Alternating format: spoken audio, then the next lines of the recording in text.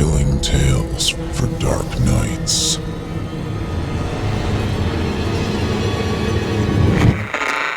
Want to make sure you never miss a Chilling Tales for Dark Nights video again? Be sure to subscribe and hit that bell to turn on notifications. I wasn't ready when I died. I held her hand until the end, and then beyond. Death stole many illusions from me. The first was that my body had been designed to perceive the world around me. This is incorrect. The primary function of my senses must have been to stop myself from experiencing what truly was. Otherwise, I would have been overwhelmed and driven mad by the chaos that I had now returned to. The web of all things concealed no longer. I found my strand and ran it to the center of creation.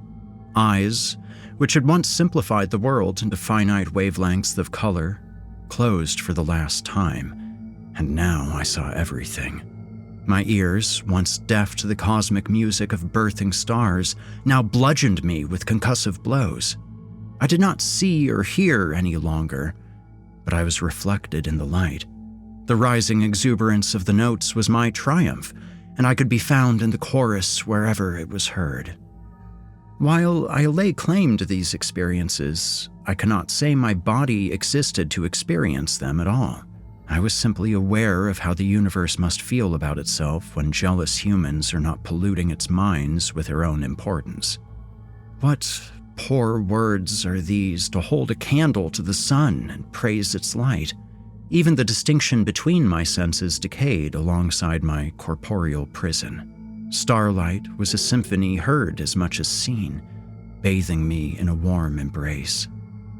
The taste of light and noise left me hungry for the peace of darkness.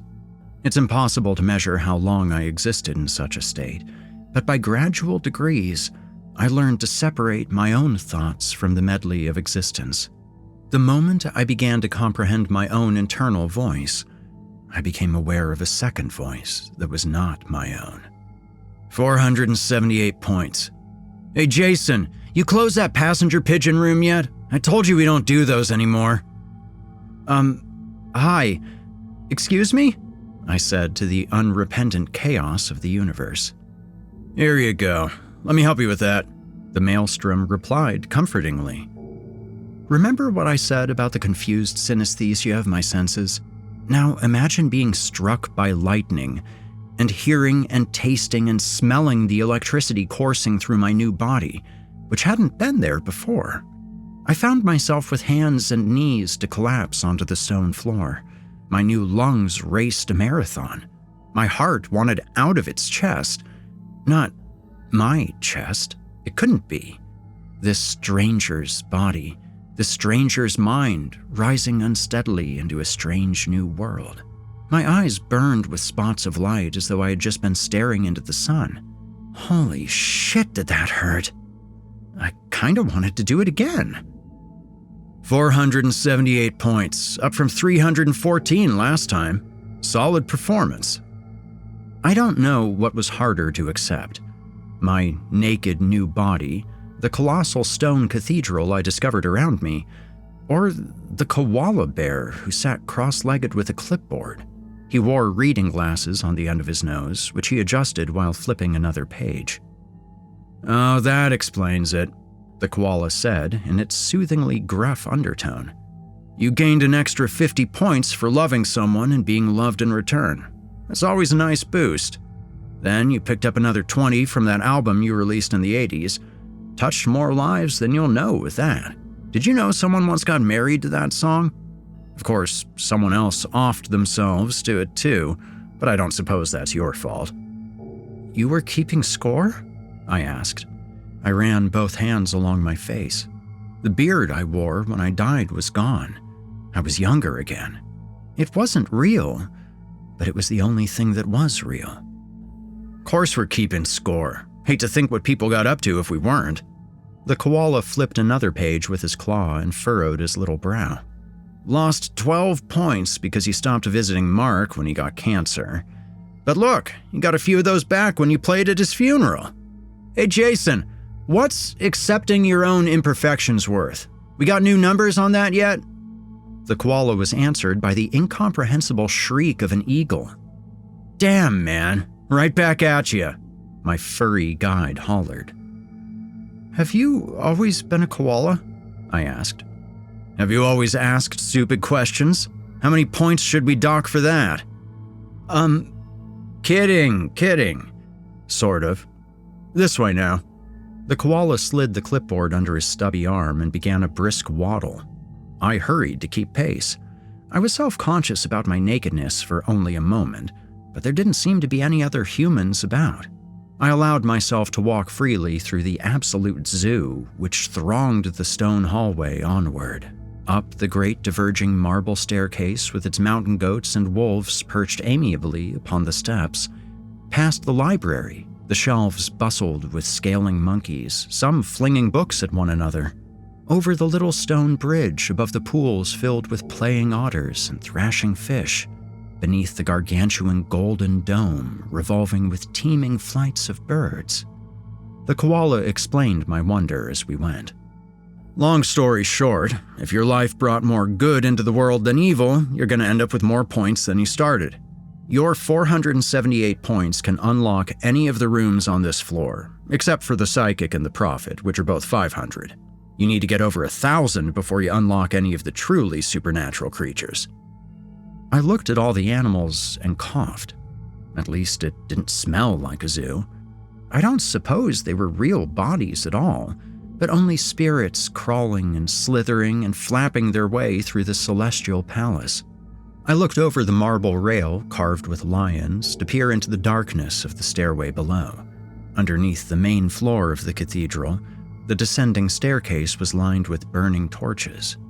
The staircase didn't go far that way before being blocked by a black iron fencing. If this place felt like heaven, then hell was only a stone's throw away. "I don't think I would mind being an otter or a bird," I said. I had to deliberately resist the urge to pick up my guide and wear him on my shoulders. I was still too dazed from my own death and journey through eternity to know what to ask, but I didn't want to risk saying or doing something stupid and losing my precious points. "Think of your choice as an investment. Coming back as a human will be expensive, but you also have the greatest capacity to improve your score. Or greatest risk of losing my score, right? I've never heard of Dolphin Hitler." "Not for lack of trying, I'm sure," the koala huffed indignantly. I got the impression that it was his job to show me around, and he was beginning to resent it every time I interrupted and made it take longer.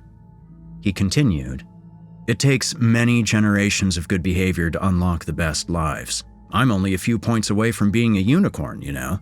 I figured a koala that stayed in the system was a safe way to get the last ones I need. Nothing bad I can do here, right? I ain't never done nothing bad my whole koala life." The indignant shriek of the eagle challenged this, but the koala waved it off. "The only rule is that you pick a new life within your budget. So go ahead, look around, and let me know when you've made your choice." "What would happen if I didn't have any points?" "You would begin again at the bottom as the lowliest of life forms, the Chihuahua. It's the only option, I'm afraid. Why else would there be so many of them?" "Hey Jason, did you hear what I just—" I flinched in anticipation as the eagle hurtled past my ear. I persisted, "What if I went below zero? Would I never get to live again? And who was I before this? And who runs this place? And hey, The questions tumbled over one another to get out. I hadn't been aware koalas even could grin before this moment. Its sharp teeth gnashed as though ready to bite me. "Planning to be wicked already, are we? This way, then. You'll find what you seek." The koala climbed clumsily onto the marble railing, still clutching his clipboard. He held on loosely and winked as he began to slide down the way we came. The eagle named Jason let out a pitying croak as it took flight and circled above us. We left behind the animals and their play as we descended the marble staircase. Through the stone floor, the light from above immediately shrank and was swallowed up until it was only a distant moon. The air here was heavy from smoking torches. "These creatures don't mind the dark, and they drink smoke like water. Lose enough points, and your only choice will be a creature so foul that you may despair of ever doing good and being saved. Some of these poor souls will double down and trudge ever lower, one life at a time spent stealing good from the world. Their miserable lives are their damnation. We stood before the closed iron gates now. There were more torches in the darkness beyond, fearsome eyes in the shadows jealously guarding the flickering light. I felt suddenly conscious of my nakedness again, feeling vulnerable and weak. I had no business here, but I felt safe in the koala's comforting and casual presence. I felt like a tourist, lost in amazement ever since my death.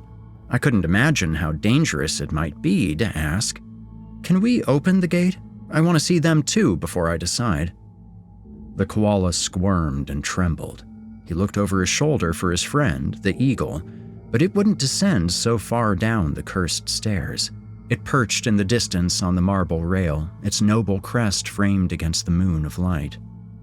"Yeah, that's my job, right? Show you the options." The koala slapped itself across the face. "Points are on the line here, buddy. You doing your job, man?" "Of course you are, man. It's always watching. Shake it off. Let's go." "What is watching? Who's judging?" The koala shook its fur like it was shedding water. It took the clipboard and detached a small iron key. Looking reproachfully over its shoulder one last time at the distant eagle, my guide moved to unlock the iron gate. The moment he touched the bars, a dark meteor slammed into the metal gate from the other side. Black fists, black hands and feet, with curling claws wrapped around the bars. It looked like some kind of huge monkey, but for its red eyes and fur, which swirled around its body like living smoke. It clung on and howled, the sound deep and grating, harsh and discordant, like metal shards going down a garbage disposal. "The copy wants out." The koala hesitated, his key frozen in the lock, staring at the howling beast. "Why would you choose to live a cursed life like that? Are you sure you want to go down here?" I wasn't sure at all, but if I was going to return to life and do good, then I had to know what other monstrous things lurked beside me. Maybe I could have gone my whole life forgetting such an evil could exist, but that wouldn't make me safe from them. And even so, I would have turned around and gone back upstairs if it hadn't been for the whisper drawing me onward. "Your next life waits for you." It wasn't coming from the monkey. Curling up from the darkness below, the words came with the familiar synesthesia from before. I didn't know if I heard them at all, but they were there crawling on my skin, slithering down my throat, and drawing my eyes to probe the shifting depths of shadow. I grinned, certain that it was not my fate to live a normal life. I would not hide from the mysterious call. "Open the gate," I said. The key turned. The copy demon dropped away from the bars and lunged for the opening. It froze from an eagle's shriek fast approaching from above. Jason had decided to join us after all and sailed ahead down the stairs. The copy howled and chased after it, leaving the way open for us. The koala locked the door behind it. "There's nothing here you want." The koala still clung to the iron key in a trembling paw. "It is waiting for you." The itch of the whisper lured me onward. I closed my eyes and let the words tickle my skin. "Do not take the life you're given. Do not play their game. Do not follow their rules. You are born for more than endless death. Find me. Break free. Release." The sensation of the words was not pleasant, but I believed them. The koala might know more than he said, and he might not, but he was a cog in the machine, trapped in the cycle of birth and death like the rest of us. What called to me was something else entirely, and my only hope of unraveling the true mysteries of this place. And more than that, it was my ego that listened most gratefully. My life must have more purpose than these points could measure. I wouldn't go back to a meaningless, ordinary life. I had no patience to grind generations of good behavior to fulfill my destiny. These words and promises from the darkness squirmed across my skin, and I did not feel naked any longer. I wore them like armor, knowing I would not be harassed by the creatures while the voice still needed me. And such creatures they were, green and yellow eyes leering from the shadows, or misshapen gargoyles clinging onto the underside of the stairs. Grotesque faces like statues recarved themselves before my eyes to scream in silent agony. Some creatures were chaotic amalgamations, like the chimera stitched together from other animals. It sat in the center of the stairs and did not move out of the way. Its lion head turned to watch, as did the black-scaled serpent tail, which twitched menacingly above its back. Evil spirits haunted the air thick as smoke this far down. Cackling laughter echoed from all sides. Harpies sailed through the air, taunting and screeching, their feminine features twisted into hideous mockeries. The beating wings had the rhythm of infernal drums. The stairway beyond the chimera opened into lower halls of stone with innumerable torches marching into endless night. Rows of locked rooms contained the dull beating of countless imprisoned fists. A few times, I thought I caught glimpses of other humans, but no sooner did they turn our direction than their faces morphed and distorted. Werewolves, skinwalkers, jinn, and wraiths. What a cursed existence they must lead. Negative 100 points for any of the evil spirits, the koala chirped uneasily. Good luck ending that life with more than you started, though. Negative 250 for the vampire or the werewolves. You'll need to do some really awful things in your previous life to get that low. The demons all cost more than negative 500. I might be able to get you a good deal lingering as the undead, though. Maybe it was a demon calling me. I couldn't make out its words anymore, but I could still feel them crawling down my spine. And what's at the very bottom? I asked. If you lived the worst life possible and did it again for 1,000 years, what would you become? The koala shrugged. Don't know. Never gave anyone a body that cost more than negative 300 points before. Same with the very top. No one's been able to unlock that floor. Jason the eagle soared back toward us with a giant bat twice its size in pursuit. The koala lifted a shard of broken marble from the stairs and hurled it at the bat, which veered away. The eagle shrieked, and the koala chuckled. Jason says he knows what's at the bottom. That's where they keep the politicians. Come on now, don't give me that face. What is this, a morgue? Our commotion drew more attention from these evil creatures. How long had they dwelled in the darkness, with only each other to vent their eternal rage upon? The chimera spread its massive lion paws and stretched luxuriously before lumbering toward the koala. My little guide backed away up the stairs, brandishing his clipboard before him like a shield. Are you ready to go back up? His voice was little more than a squeak, desperate and pleading. The chimera crouched, powerful muscles rippling as they prepared to launch. The serpent above its back wiggled with anticipation. Let's get out of here, I said. The koala didn't need to be told twice. It dashed up the stairs in giant bounds. The chimera couldn't resist the running target. Powerful clawed feet propelled it into the air to bound after the little creature. I pressed myself to the railing and let it pass. The way was clear. I turned my back on the light and took my chance at the lower halls. Adrift in the swirling profusion between death and life, I was not alone as long as I carried the crawling whispers. Overwhelmed and confused, I continued to climb down the stairs, haunted by the baleful cries of these miserable creatures. I would not be tempted by any lesser life than what the whisper promised me.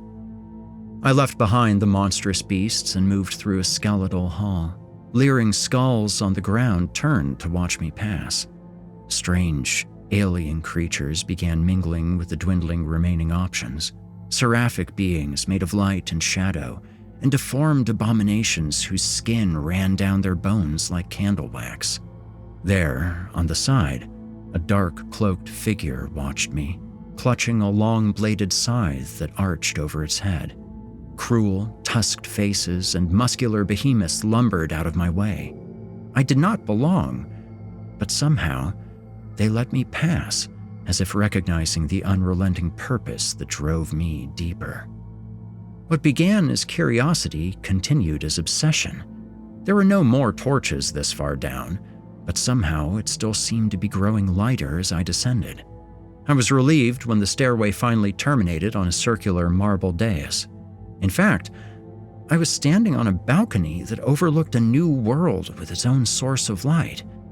But no, it wasn't a new world at all. Despite only going downward, somehow, I was at the very top of the cathedral, right below the golden dome. Disoriented, I spun around to look back the way I had come. The marble stairs were only going down behind me. I was so high in the air that I felt like I was looking from an airplane at the thronging animals in the distance. The highest pinnacle was buried in the deepest pit, and there was only one room that served both the top and the bottom of this place. I looked over the balcony at all the minuscule animals, eagerly dancing in their new bodies. All sounds from below faded and combined into a single omnipresent hymn. All sounds but the whisper on my skin and the rapid burst of knocking on the lone door. This wasn't like the other doors. Its metallic composition swam in perpetual motion, rippling and glistening like a pool of oil. 3 ponderous iron bars were bolted across the frame to prevent it from opening outward, each engraved with mystic runes beyond my comprehension. This must be the most expensive life. I must need the right amount of points to open the door. But then again, maybe I had already circumvented that part by taking this unusual route to the top. The knocking came again, rapid, urgent, a prisoner desperately calling for aid without wanting to alert the guards. I pressed myself against the shifting door to listen and called, "Hello? Is someone in there? Have you been looking for me?" A hissing sound like high-pressure steam bursting through its confinement. The bolts that secured the iron bars began to slide outward on their own. I jumped back and ran to the balcony in search of my guide. There he was now, climbing up the stairs from the pit to rejoin his spiritual throng so far below. He was looking around, but couldn't guess where I was. Behind me, a clanging ring made me jump. The first iron bar had come loose and dropped off the door. "Can anyone hear me?"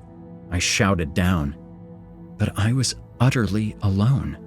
I took 6 steps toward the stairs, but the clang of the second iron bar sent me indecisively spinning back. And why not? What was the worst that could happen now that I was already dead? That sentiment did not endure through the dropping of the third bar. The whole door shimmered like a mirage in the desert, and then, without motion or warning, it was gone. Bile rose in my throat the instant I saw the creature. My legs buckled beneath me, and I crashed hard to my knees, vomiting profusely. It was all bile. Heaving again, my whole body convulsed from the swelling pressure. I released another dark torrent of blood, this time with lumps of degraded flesh and even what appeared to be an entire rotting organ contained within, which laboriously caught in my throat and had to be coughed out. I'd almost forgotten my own death for a while, but I had not escaped as far as I thought. "Come in," came the commanding whisper. I heard it normally, not like the synesthesia which crawled on me. The reverberation of those words shook me to my core all the same.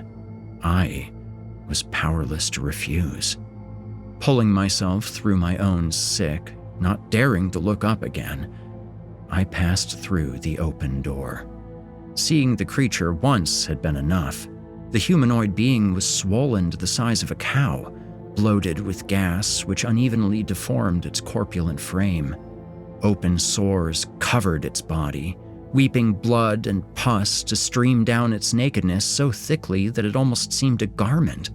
Gaping mortal wounds punctured its chest and belly in many places, allowing clear sight all the way through to its broken and uneven ribs. Somehow, Worst of all, the unblemished face of a young boy stared out from that facade of human life. "Are you alone?" His voice came from his mouth normally, so sweet and innocent. I was more alone than I'd ever been. I nodded, still not looking up. The room itself was minimal in the extreme, a concrete prison cell with no comfort besides a thin bamboo floor mat. "Yes, you are. You've always been alone, but not anymore," it said, hot, fetid air blowing across my face with each word. "Who are you?" I asked.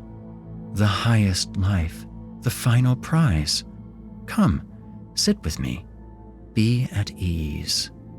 My body tensed so sharply that I thought I was about to vomit again. I remained on my knees. "Why would anyone want to be—" I stopped myself, but the child simply laughed with a sound like wind chimes. "No one would, but being at the top doesn't mean the best, just like being at the bottom doesn't make it worse. It simply means I have the greatest capacity to do both good and evil. I can create life or end it. Does that sound like a power you'd like to have?" I shook my head, finally daring another glance. The creature leaned forward on its mat, its terribly clean and perfect face mere inches from mine. I don't want that power either, which is why I remain in this place. My influence is too great, and any good or evil I bring into existence is multiplied countless times. If I allow that to happen, then I will die with so many points that I'm forced to be reborn within the same cursed form. "So, you have the power to do anything, but instead you sit here and do nothing?" "Not nothing. Not helping, not hurting. I wait for death. That's the only way for me to reset to 0 points and have another chance to begin again. But death does not come easily for one such as me." The child waved a tortured hand across its bloated and devastated body. "Unless, of course." The child's face was drawing closer again, stretching on an impossibly long neck. The stench was too foul to breathe through my nose, but even having the air enter my mouth was enough to taste its rot. "You called me here to kill you, then?" I said, as matter-of-factly as I could, not wishing to cause offense. "You want to start over?" "You aren't the first to try," he said, gesturing at the wounds which scoured his body. "But through revulsion or weakness or cowardice, each has failed, so far. Will you be the one to show me mercy?" The thought of even getting close enough to harm the creature almost had me retching again. "I still don't understand, though," I said, buying time. "If you're the supreme power here, why can't you save yourself?" "The supreme power?" Laughter like the wind, so sweet and sad. "Death is the supreme power, and I am his servant like any other. Don't think I have not tried to take my own life before. The act carries such significance that I simply find myself reborn in the same body. Here, you will need this." A trembling hand reached out to me, its obese fingers fused at the joints. I recoiled by reflex, but I felt such pity for the creature that I fought against my instincts and accepted the black dagger from his grasp. "How do I end you?" "Through the eye," he begged. "Are you sure?" Such a dazzling smile from such a loathsome creature. I can't imagine how much he must have suffered. I'm sure I would have asked the same in his place. The cool, dark metal felt righteous in my hand as I steeled myself for the killing blow. Some nagging doubt lingered in the back of my head, but I was so mesmerized by my disgust and sympathy that I could think of no other course. "Won't you at least close your eyes?" I asked. His smile widened, unnaturally broad, with too many teeth for the child's face. "I've been looking forward to this moment for as long as I can remember. I'm not going to miss a thing." Worried that any hesitation would steal my resolve, I took the dagger in both hands and plunged it deep. The eye did not close, even as the blade slipped through. It cut so easily that I felt no resistance until the very hilt was embedded in the boy's face, the only unspoiled part of him, now in ruin. The smile faltered for the briefest instant, before returning, then grimacing again as though fluctuating between agony and ecstasy. The massive body trembled, but I didn't relinquish my grip until its last spasm overbalanced the monstrosity.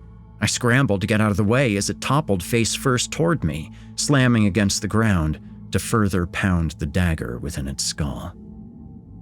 There was no way out but down the stairs. Crowds of animals parted around me as I returned from the highest balcony. Claws and talons pointed at me with undisguised fascination. Whispers and murmurs from the multifarious assembly swelled and then faded as I approached, like the ocean waves. "I think I'd like to come back as a cat," I told the koala when I found him again. He was easy enough to locate, standing out in the open by the lower stair, paralyzed with shock. Cats seem to have things figured out. "Jason, Mixie, anyone!" the koala shouted in a hoarse, strained voice from the corner of his mouth, not taking his eyes off me for a moment. "What is it? Did I do something wrong?" An owl landed nearby, its head cocking from side to side to get a better look. "Hey, Mixie," the koala said from the corner of his mouth, not taking his eyes off me. "How many points do you get for killing God? Has anyone seen that number before?" I swallowed hard, but I couldn't get rid of the dry lump in my throat. "You're sure I didn't lose points?" He stared dumbly at his clipboard. "Considering what you would have done if you hadn't, yeah. Says act of mercy on your file now. You're way in the positive, my man. I'm not going to become that thing, am I?" "Not yet.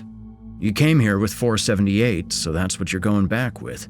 But shit, man, you've got so many now that..." "I don't want to be like that." "Then you'll have to spend all the points you got in your new life. No matter what life comes next, you're going to have to steal all the good you can to get your score back down." One of the birds shrieked and laughed. Other animals joined in, giggling, chittering, cawing, and roaring. "I don't want that life. I don't want to hurt anyone." Amused or taunting, the bestial chorus was maddening. I didn't belong here. I couldn't go back to life now. Only the darkness of the pit could hide my shame. I ran for the stairs and sprinted below, away from the animals and their laughter. I belonged with the demons now. They didn't see the monster I killed. They didn't understand how cursed a life could be. Only the demons could understand me now. Only the Reaper himself, who waited for me in the shadows by the iron gate. And I remembered the words, "Death is the supreme power here. It is waiting for you."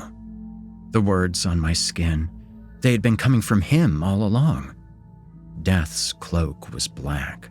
Not the color black, but its essence. It was as though seeing a tiger after a lifetime of looking at a child's crude drawing and thinking that's all a tiger was. Reality flowed around his scythe like a brush through watercolors, and I could see each elementary particle and time itself sunder across its blade. Surely this, I thought, staring at the Reaper. This is why we were taught without words to fear death. I clutched at my chest, cowering from the intensity of the Reaper's presence.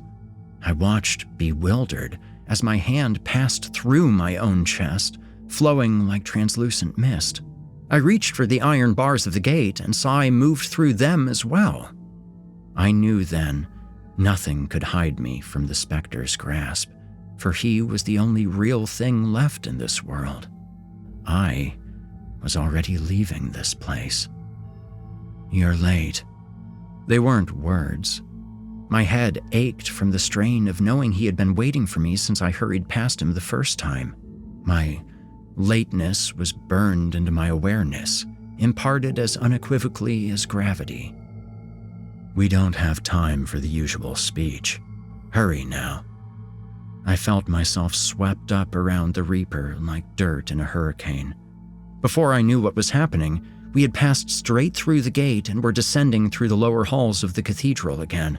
This time, we moved at such a frenzied pace that the world around me blurred into a dizzying tunnel of flashing torches. If you're lucky, it won't get you this time. I had too many questions, all fighting for attention in the forefront of my brain without any making their way out. You're quiet. I admire that. People usually ask too much. What's the point? I asked at last. My voice felt flat and dead compared to his overwhelming substance. How can I try to comprehend what's waiting for me now? You can't, but it's still human nature to ask. We weren't slowing. If anything, our pace was increasing. I wasn't running or flying or anything of that nature. It was more like the rest of the world was moving around us while we stood still. A vague darkness and a heavy damp smell made me guess that we'd gone deeper underground, but I couldn't say for sure. One question then, I begged. If you're death, then what are you trying to save me from? And that is why questions are pointless. Death is not a place or a person. It's all there is. A troubling thought, made more so by the growing howl pulsing through the rocks around me. The air grew warmer and denser now. The sound continued to mount as though the world itself was suffering. Then what is it? What I'm here to protect you from. The rocks split from a flash of his scythe, and the ground opened farther into a sprawling cavern dominated by a subterranean lake. But I thought you said you were all there is. No, I said death was all there is. We weren't moving any longer. Light glinted off the scythe from some unseen source and streamed into the lake like a tributary. Once inside, the light didn't reflect or dissipate. It swirled and danced as luminescent oil. I thought you were death. Death is not a person. The voice was getting farther away. I could barely hear it anymore and only felt the words echo across my skin. The light was taking a life of its own inside the water. The still surface began to churn with spectral energy. It took my scattered mind a long while to realize that I was the energy flowing into the lake.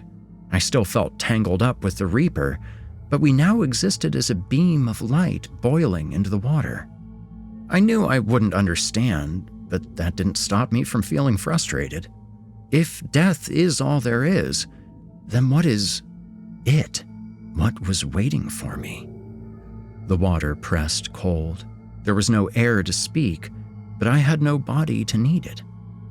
It is here. Something was in the water around me. Hands grabbed me by the legs and began dragging me downward. Light flashed from the scythe, then again. The hands let go, and the howling rose in deafening cascades. The Reaper was fighting something, although I couldn't make any sense of the battle except for the madness of thrashing water. The howling earth reached its crescendo, and the screams made the water around me convulse and contract like living fluid. Had the Reaper slashed it? Was I safe? Just when I thought I was beginning to gain control, the hands from below clutched me once more. I lurched downward, struggling in vain against their implacable grip. What is here? I tried to shout against the suffocating liquid. What's happening? But I couldn't sense the Reaper's presence any longer. The heat was unbearable, but the hands dragging me down were ice. I became aware of a blinding light at the bottom of the lake, and though I struggled, the hands dragged me inexorably deeper. I'm sorry. I couldn't fight it off. The Reaper's voice was coming from so far away now. We will try again next time. The pressure, the heat, the noise, the hands dragging me into the light. I closed my eyes and screamed. I was free from the water now. but I just kept screaming. I couldn't bear to look at it, whatever had stolen me, whatever was death but wasn't, whatever even the Reaper couldn't defeat. Then a voice spoke, real human words from a real human mouth. My senses were so distraught and overwhelmed that I couldn't make sense of them, but I'm guessing they were something like, "Congratulations, he's a healthy baby boy." Most people can't remember the day they die or the day they were born. I happen to remember both, and I know that they are the same.